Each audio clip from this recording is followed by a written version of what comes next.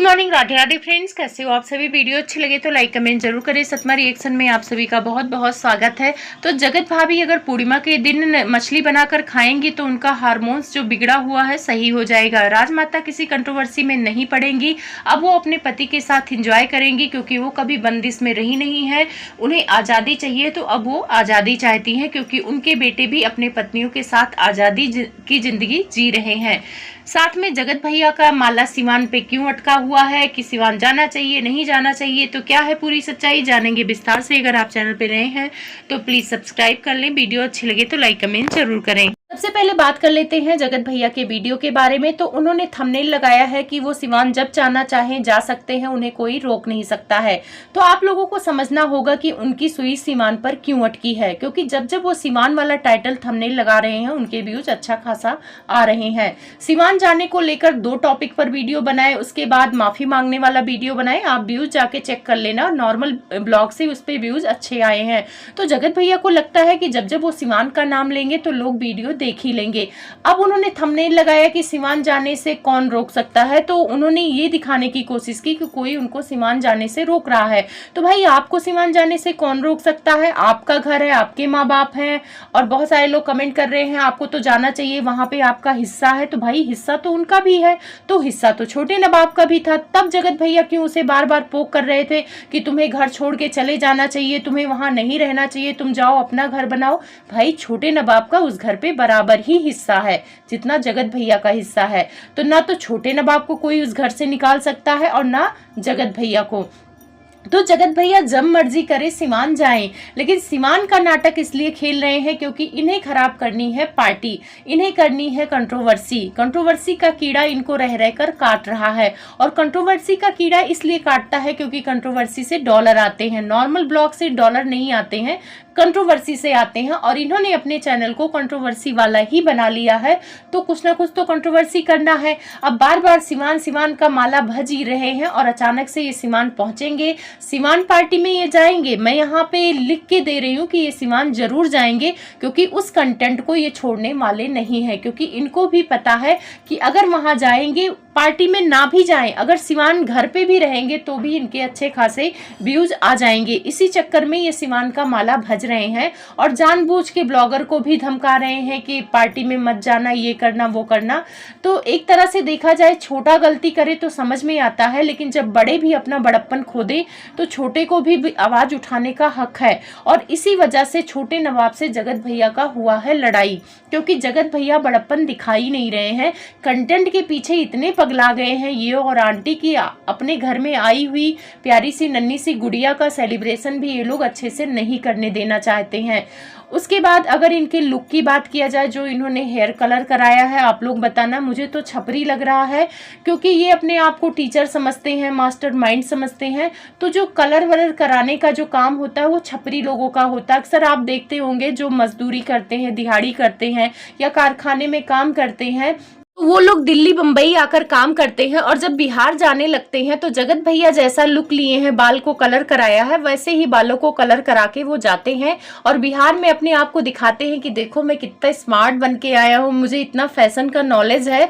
तो ये काम करके वो जाते हैं। जगत भैया ने अपने बालों को कलर करा के बिहार में जब जाएंगे ना तो सबसे अलग लगेंगे कि भाई मैं हरियाणा से आया हूँ, देखो मुझे फैशन का कितना नॉलेज है, मैं अपना बाल वाल कलर करा के आया हूँ, मैं तुम लोगों से अलग लग रहा हूँ। तो यहाँ पे जगत भैया अपने आप को अलग दिखाने के लिए अपने बालों को भी कलर करा लिया। तो जगत भैया अगर आप बालों को ना भी कलर कराते ना तो भी आप सबसे अलग ही दिखते हो, तो इतना टेंशन मत लो।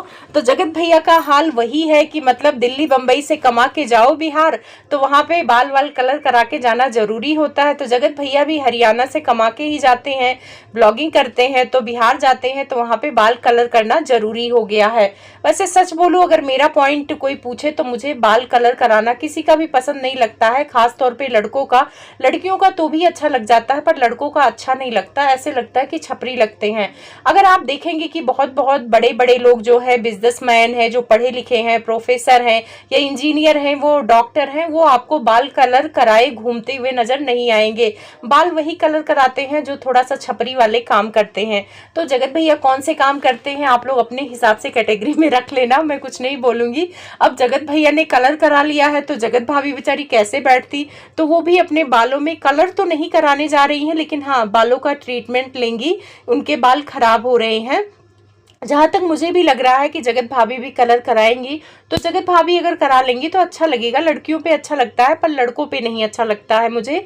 अब उसके बाद जगत भाभी ने एक वीडियो डाला था जहाँ पे इन्होंने टाइटल डाला था कि कुछ लोगों को जवाब देना है अपनी बहन के शादी से रिलेटेड। तो उन्होंने अपने बहन का नाम लिखा था और उसकी शादी के बारे में बात किया था। लेकिन जब आप वो ब्लॉग देखेंगे तो वहाँ पे ऐसा कुछ ही नहीं है, शादी से रिलेटेड वो कोई बात नहीं करती है, सिर्फ एक शब्द बोलती हैं। वहाँ पे उनकी बहन खड़ी रहती है तो कहती है कि लाइव में तुम्हारे शादी के बारे में लोग बात कर रहे थे और तुम्हें बोल रहे थे बॉयफ्रेंड, मेरी बहन को बोल रहे थे कि एज ए बॉयफ्रेंड। अब ये किसकी बॉयफ्रेंड है वो तो नहीं पता है मुझे, या लोगों ने ये बोला है कि इसका कोई बॉयफ्रेंड है जिससे शादी करा दो, ये भी हो सकता है। क्योंकि जगत भाभी की बातें अनोखी होती हैं और वो क्या बातें कहना चाहती है मुझे समझ में नहीं आया। तो मुझे ये नहीं समझ में आया कि वो अपनी बहन को बोल रही है कि लोग पूछ रहे थे कि बॉयफ्रेंड है, और अगर अपनी बहन को किसी का बॉयफ्रेंड बता रही तो भाई इनकी बहन किसकी बॉयफ्रेंड बन जाएगी, वो तो लड़की है। तो आप लोग समझो कि ये अपनी वीडियो चलाने के लिए अपने बहन के शादी का टाइटल और थंबनेल लगाती हैं, और ये आज से नहीं कर रही हैं। अगर आपको 1 साल पहले मैं ले जाऊं जब इनका बर्थडे था और जब ये बर्थडे से वापस आई थी तो ये एक दुकान पे गई थी उसके प्रमोशन के लिए, वहां पे लहंगा और साड़ी देख रही थी। तो इन्होंने नाम लिखा था कि मेरी बहन की एंगेजमेंट होने वाली है और मैं उसके लिए साड़ी की शॉपिंग करने आई हूँ।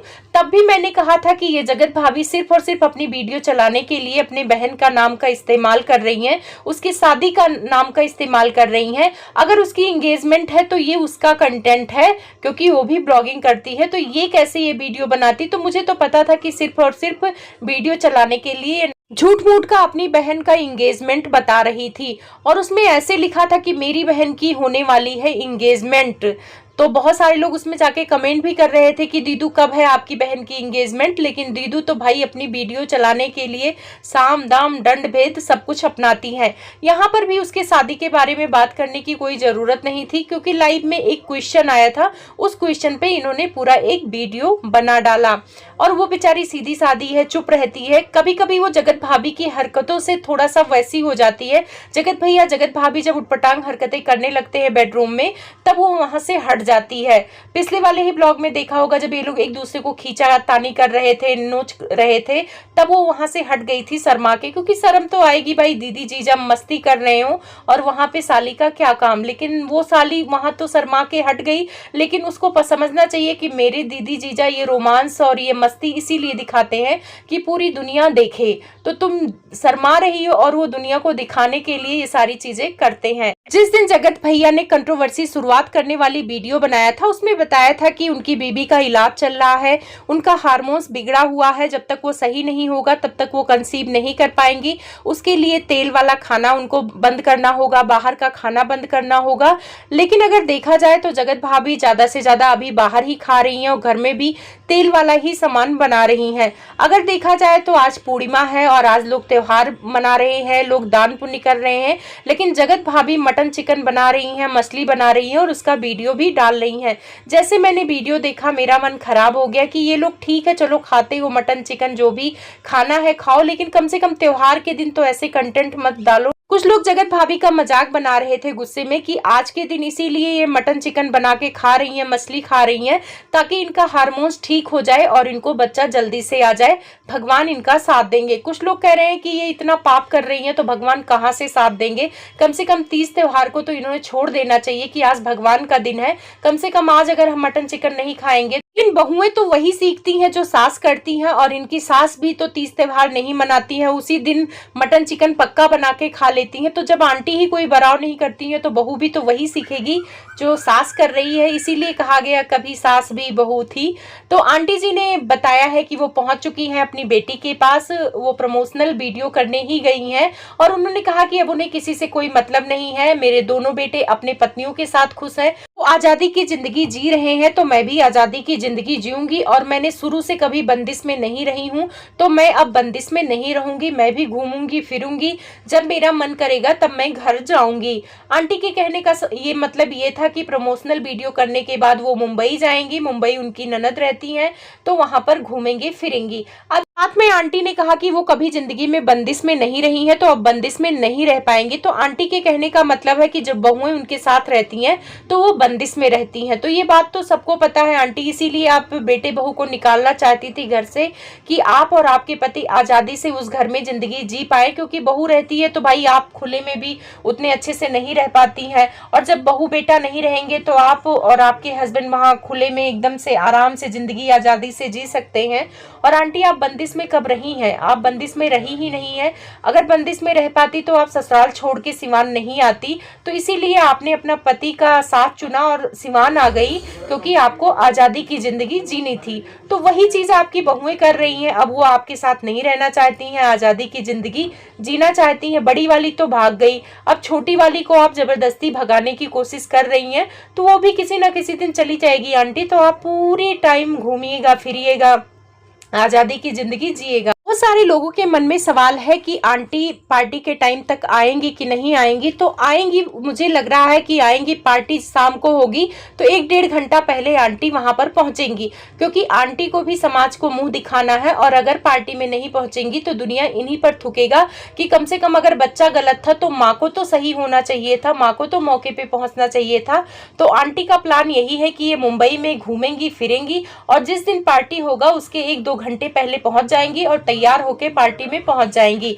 पार्टी में क्या हो रहा है क्या नहीं हो रहा है उससे उनको कोई मतलब नहीं है। आंटी और जगत भैया का यही प्लान है कि ये लोग लास्ट मोमेंट पे पहुंचेंगे, बस वहां पे क्या हो रहा है क्या नहीं हो रहा है इससे मतलब नहीं है।